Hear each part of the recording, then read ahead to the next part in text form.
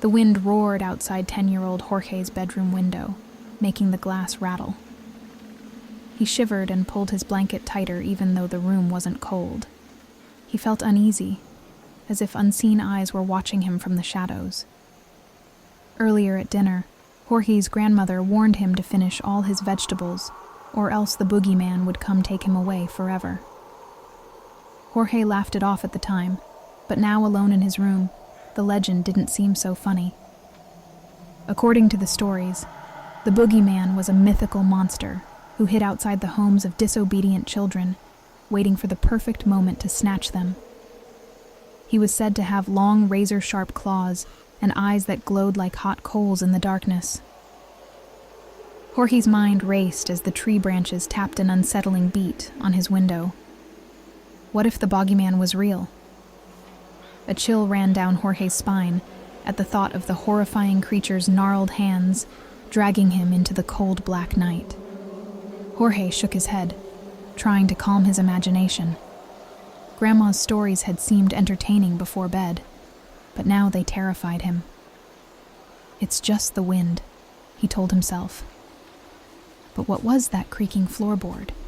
The scratching on the window? Jorge held his breath, listening intently. A sudden loud snap made Jorge jump. He peered out from his blanket at the window. The shutters were banging open against the side of the house, moved by the howling wind. Jorge let out a nervous laugh, feeling silly about working himself up over nothing. It was just his overactive mind playing tricks on him. As Jorge settled back onto his pillow, his eyes adjusted to the moonlit room. That's when he saw it, a tall shadow standing motionless at the foot of his bed. Jorge froze. This was no trick of the light. 2 red eyes glowed from beneath a wide-brimmed hat. Jorge opened his mouth to call for his grandmother, but sheer terror choked the words in his throat. The dark figure crept closer, its claw-like hands reaching out towards Jorge's ankles under the blanket. Jorge's heart pounded as he broke into a cold sweat, still unable to move or make a sound. This couldn't be happening. The last thing Jorge saw was the boogeyman's scarlet eyes boring into him before everything went black. In the morning, Jorge's grandmother screamed when she found her grandson's empty bed. The boogeyman had come at last in the dead of night to take naughty children who disobeyed their elders. Somewhere out there, the dreaded monster was feasting on his latest innocent victim. All the children in the village now knew the boogeyman was real, and he was hungry for more.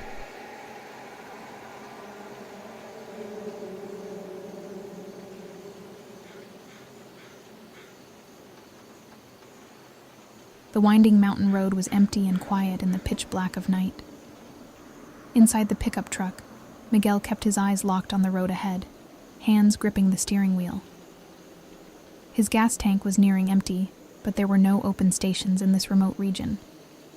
Miguel and his 2 friends were driving back from a weekend camping trip. Exhausted, he fought to stay awake at the wheel. The others had drifted off to sleep hours ago. Miguel's eyelids grew heavy. Maybe he could rest them just for a minute. But then he heard it in the distance, an eerie, high-pitched whistling sound. Miguel's blood turned to ice. He instantly recognized the haunting melody. It was the whistling ghost, the phantom that stalked these lonely highways. According to legend, the whistling ghost lured travelers to their demise with that chilling whistle. Those who heard it would be found dead on the roadside by morning. Miguel's foot pressed harder on the gas pedal. He had to get as far away as possible from that unearthly sound. The whistling grew closer, reverberating all around. Miguel's friends remained fast asleep, oblivious to the spectral warning call. The road ahead was engulfed in a dense fog. Miguel drove faster, squinting desperately for a sign of life. But there was only darkness. The whistling sounded again, right next to Miguel's open window now. This time the eerie melody was accompanied by a harsh, rasping voice. "You cannot escape me," it taunted in a ghostly whisper. Miguel shrieked and veered off the road in panic. The pickup slammed into a tree. Miguel's world went black as the sinister whistling receded back into the night. By the next morning, the abandoned truck had been found. But Miguel and his friends were nowhere to be seen, only the lingering sound of a mournful whistle drifting on the wind.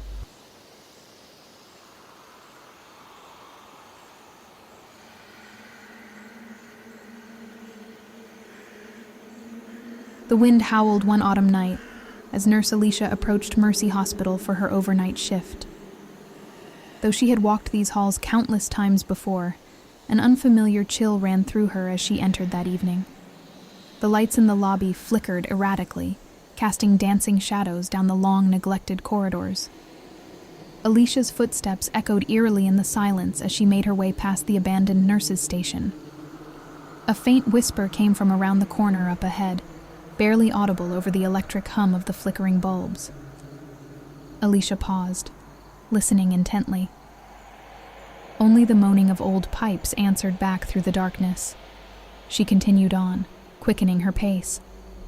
As Alicia neared the sealed-off east wing, the air grew heavier, laden with the musty scent of decay. Here, many decades ago, the old surgical theater lay ruined and forgotten. No one had ventured to this area of the hospital in ages. As Alicia hurried past the crumbling operating rooms, a glimpse of movement from the corner of her eye made her freeze. An old wheelchair sat motionless in the hallway next to a collapsed gurney. Cautiously, Alicia peered into the pitch blackness, half expecting a shadowy figure to appear, but the chair remained still. Uneasy, she walked on, unable to escape the creeping sensation of unseen eyes following her every move. The dusty lights overhead began to dim and flicker erratically as Alicia approached the hospital's records room. She entered the cluttered space, scanning the mildew-stained boxes until one file caught her eye. Patient deaths, dating back nearly 60 years.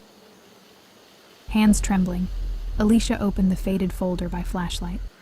Inside, she found an old hospital photograph of a nurse with a chillingly familiar face. Just then, the records room door creaked slowly open behind Alicia. She stood paralyzed, feeling an icy presence over her shoulder. Turning, Alicia stifled a scream to find the ghostly nurse from the photograph now standing before her. Shadows danced over the spirit's pale countenance, obscuring its tortured features. Terror gripped Alicia. The temperature plunged as the apparition crept towards her. Alicia stumbled backwards, desperate to escape the chilling sight. At last she found the doorway and burst from the records room out into the light of the main hall. Gasping for breath, Alicia steadied herself against a wall as her heart pounded. Glancing back into the darkness, she now saw only stillness within. But she knew without a doubt that something sinister haunted these hospital halls, and it was not meant to be awoken. Alicia decided then that whatever evil had lurched within Mercy's old wings all those years ago was best left buried in the obscurity of the past. She would not linger to learn its secrets. Her only desire now was to distance herself from this troubled place and pray its lingering darkness could not reach beyond its walls.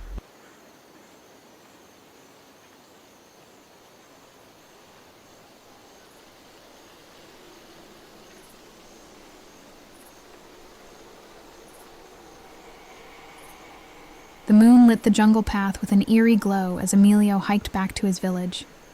He had stayed later than expected at the next town over, selling goods at the market. Now he was regretting not leaving sooner. As Emilio hiked down the lonely dirt road, he heard a rustling in the brush up the road. Gripping his walking stick tightly, he called out, "Who's there?" Only the wind through the trees answered. Emilio quickened his steps. The rustling grew louder, keeping pace with Emilio no matter how fast he walked. His heart pounded as the jungle fell silent around him. Suddenly he heard a vicious snarling from the shadows. Out jumped an enormous black dog, its eyes burning red, teeth bared and ready to attack. Emilio gasped and turned to run, but the beast was upon him in an instant, snapping at his heels. Emilio swung his stick to fend off the vicious animal. But instead of hitting fur and flesh, the staff swiped through air. The creature had vanished. Trying to catch his breath, Emilio felt a drop of rain hit his cheek. Looking up at the clear night sky, he realized it was not rain, but drool dripping from the jaws of the giant canine now stalking him from behind. Petrified, Emilio broke into a sprint down the twisting trail. But each time he glanced back, the demonic hound was close behind, its snarls growing nearer. Just as Emilio felt the hellhound's breath on his neck, a brilliant white light burst through the jungle.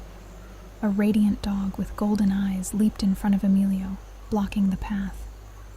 It was Cadejo Blanco, the guardian spirit. The white Cadejo lunged at the black beast, which dissolved into mist with an anguished howl. Safe under Cadejo Blanco's protection, Emilio finally arrived home safely. But he knew the evil Cadejo Negro still lurked in the shadows, waiting for its next victim.